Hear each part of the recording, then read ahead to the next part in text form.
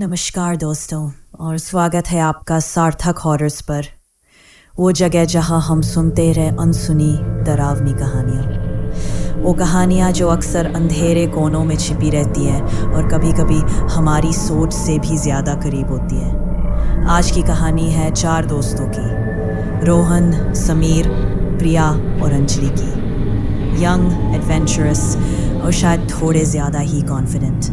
उन्हें लगता था कि डर बस एक दिमागी वहम है। लेजेंड्स और मिथ्स सिर्फ गांव वालों की बातें हैं, लेकिन कभी कभी कुछ वहम और हकीकत बन जाते हैं और कुछ दरवाजे बंद ही रहें तो बेहतर है। ये कहानी है एक ऐसी ही जगह की, शहर से मीलों दूर, पहाड़ियों के बीच छिपी एक पुरानी बदनाम हवेली की। लोग उसे काला पहाड़ हवेली कहते थे कि सूरज ढलने के बाद वहाँ कोई नहीं जाता, और जो जाता है वो या तो लौटता नहीं या फिर वैसा नहीं लौटता जैसा गया था।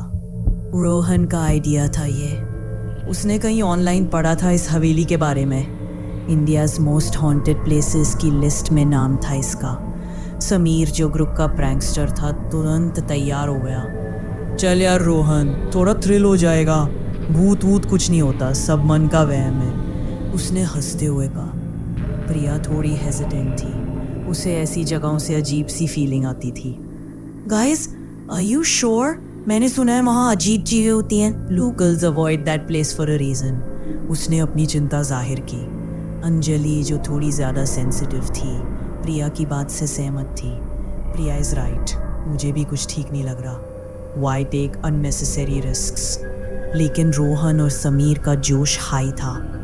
अरे डरो मत तुम दोनों, हम सब साथ हैं ना। प्लस सोचो कितना कूल कंटेंट बनेगा हमारे ट्रैवल ब्लॉग के लिए। रोहन ने उन्हें कन्विंस करने की कोशिश की। आखिरकार प्रिया और अंजलि भी मान गई, शायद पीयर प्रेशर में या शायद मन के किसी कोने में छुपी एडवेंचर की चाहत में। वीकेंड पर वो निकल पड़े।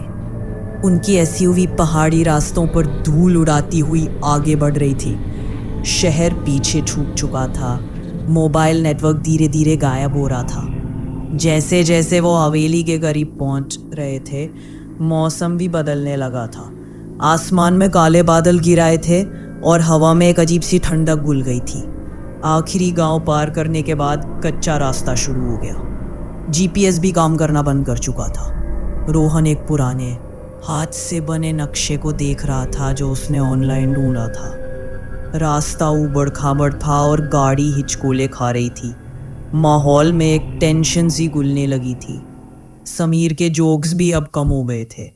प्रिया खिड़की से बाहर देख रही थी, उसका चेहरा थोड़ा पीला पड़ गया था। अंजलि आंखें बंद किए बैठी थी, शायद प्रार्थना कर रही थी। करीब 1 घंटे की मुश्किल ड्राइव के बाद वो आखिरकार पहुंच गए। सामने खड़ी थी वो काला पहाड़ हवेली।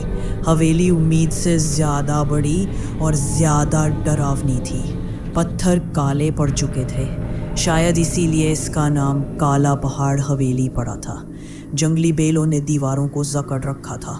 खिड़कियों के शीशे टूटे हुए थे, जैसे खाली आंखें उन्हें घूर रही हो। मेन गेट लोहे का था, जंग खाया हुआ और आधा खुला हुआ था, जैसे किसी ने जल्दबाजी में छोड़ा हो। हवा में एक अजीब सी बास थी, सीलन, धूल और कुछ सड़ा हुआ सा। गाड़ी से उतरते ही उन्हें एक अजीब सी खामोशी ने घेर लिया। चिड़ियों की चहचहाहट तक नहीं थी, बस हवा की एक धीमी उदास सरसराहट जो टूटी खिड़कियों से अंदर बाहर हो रही थी। Wow, creepy head boss. Looks straight out of a horror movie. Ready for some ghost hunting? Sameer ने माहौल हल्का करने की कोशिश की। Yeah, right. चलो, let's check it out. Stick together, okay? And phones निकाल लो, maybe कुछ रिकॉर्ड हो जाए, रोहन ने कहा, थोड़ी नर्वसनेस छिपाते हुए। वो धीरे धीरे मेन गेट से अंदर दाखिल हुए। उनके जूतों के नीचे सूखी पत्तियों की चरमराहट खामोशी को चीर रही थी। अंदर का नज़ारा और भी वीरान था। बड़ा सा आंगन जंगली घास और झाड़ियों से भरा पड़ा था। बीच में एक सूखा हुआ फव्वारा था जिसके किनारे टूटे हुए थे। रोहन, मुझे यहाँ बहुत अजीब लग रहा है. Let's just take some pictures from outside and leave, प्रिया ने फुसफुसाते हुए कहा. I agree. I feel like we're being watched, Anjali ने कांपती आवाज में जोड़ा. Come on guys, अब आ गए हैं तो अंदर तो देखेंगे ना. Don't worry, हम बस थोड़ा एक्सप्लोर करेंगे और निकल जाएंगे, रोहन ने उन्हें मनाया. उन्होंने हवेली के मेन डोर को धक्का दिया. दरवाज़ा भारी था और एक तेज चरमराने की आवाज़ के साथ खुल गया. अंदर घना अंधेरा था और धूल की एक मोटी परत हर चीज़ पर जमी हुई थी. हवा में सीलन की गंध और ज़्यादा तेज़ हो गई थी. उन्होंने अपने फ़ोन की फ्लैश लाइट्स ऑन की. अंदर एक बड़ा सा हॉल था.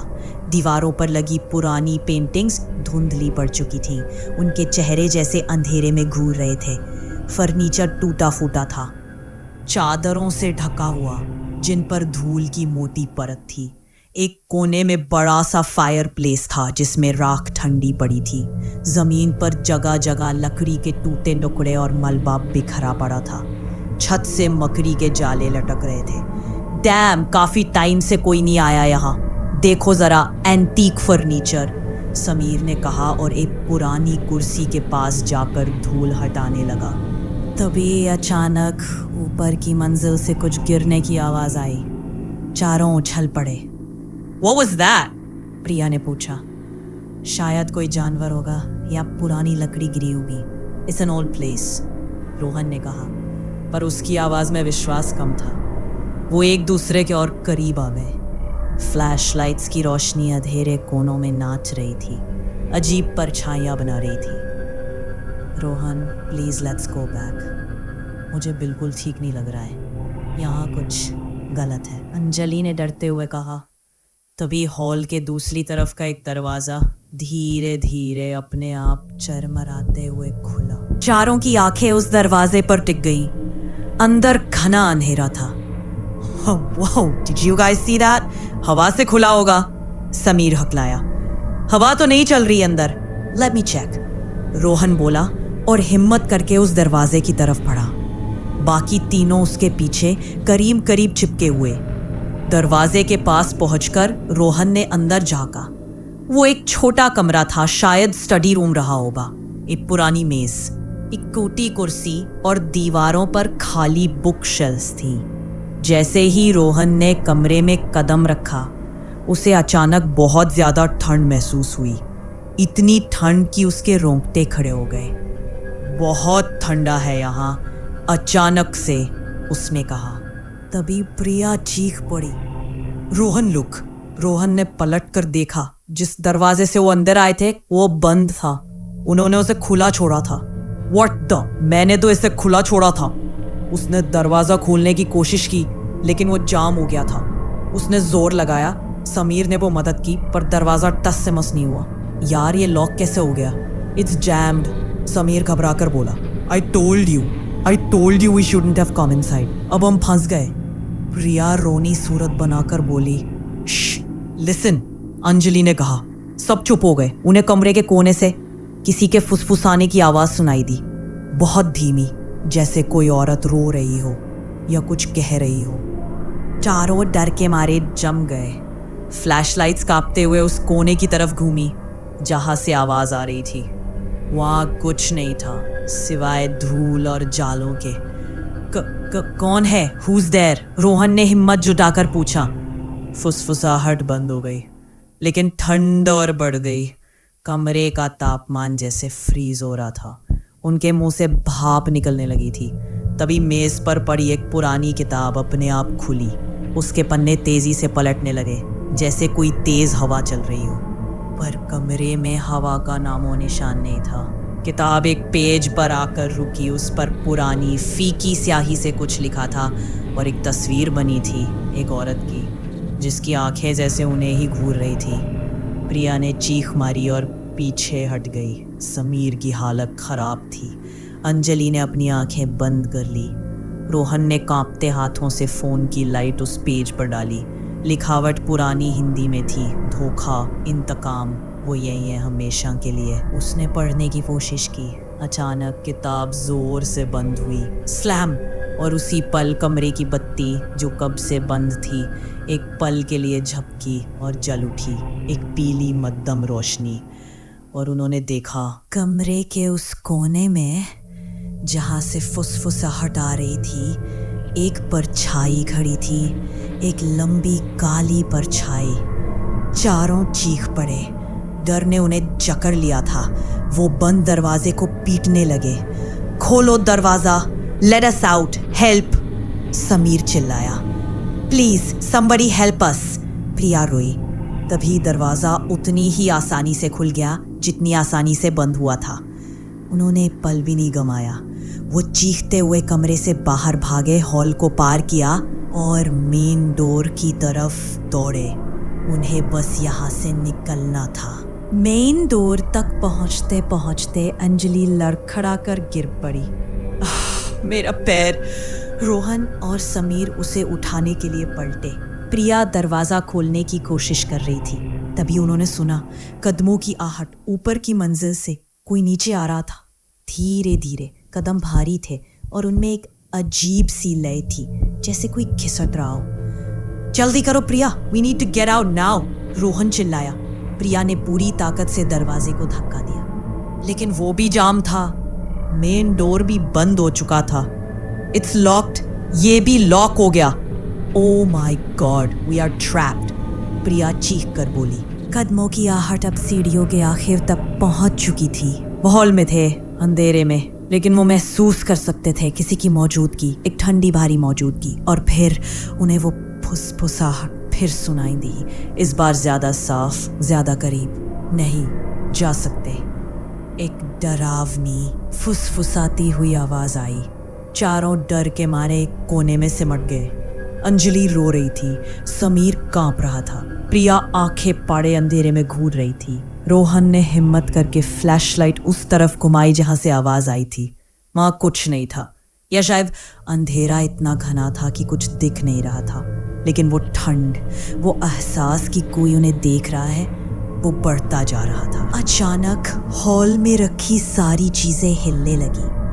कुर्सियां खिसकने लगी, मेज पर रखी चीजें गिरने लगी, दीवार पर लगी पेंटिंग्स टेढ़ी मेढ़ी होने लगी। धूल का गुब्बार उठा, चीखें हॉल में गूंज रही थी। ये प्योर केओस था। We need to find another way out. कोई और दरवाजा, खिड़की, रोहन चिल्लाया। वो उठकर भागने की कोशिश करने लगे, गिरती चीजों से बचते हुए। समीर को एक खिड़की दिखी जिस पर लकड़ी के तख्ते लगे थे।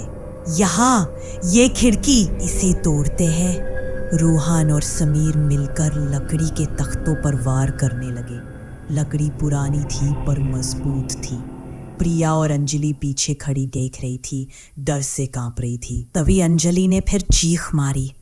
वो वहां है, सीढ़ियों पर। रोहन और समीर ने पलट कर देखा। सीढ़ियों के ऊपर अंधेरे में उन्हें दो चमकती हुई आंखें दिखी, लाल, गुस्से से भरी हुई। और फिर एक भयानक, दिल दहला देने वाली चीख हॉल में गूंजी। एक लंबी, तेज, भयानक औरत की चीख। चीख इतनी तेज थी कि उनके कान सुन्न हो गए। खिड़की के तख्ते तोड़ने की कोशिश में वो और तेजी से जुट गए। डर ने उन्हें जैसे एक्स्ट्रा स्ट्रेंथ दे दी थी। आखिरकार एक तख्ता टूटा, फिर दूसरा। उन्होंने खिड़की का शीशा तोड़ा। गो, जल्दी निकलो, रोहन चिल्लाया। प्रिया और अंजलि पहले बाहर कूदी, फिर समीर। रोहन ने आखिरी बार पीछे मुड़कर देखा। वो परछाई, वो लाल आंखें अब हॉल के बीचों बीच थीं, धीरे धीरे उनकी तरफ बढ़ रही थी। रोहन भी खिड़की से बाहर कूद गया। बाहर अंधेरा हो चुका था और हल्की बूंदाबांदी शुरू हो गई थी। गाड़ी स्टार्ट करनी है, जल्दी, समीर चिल्लाया। वो भागते हुए अपनी एसयूवी तक पहुंचे।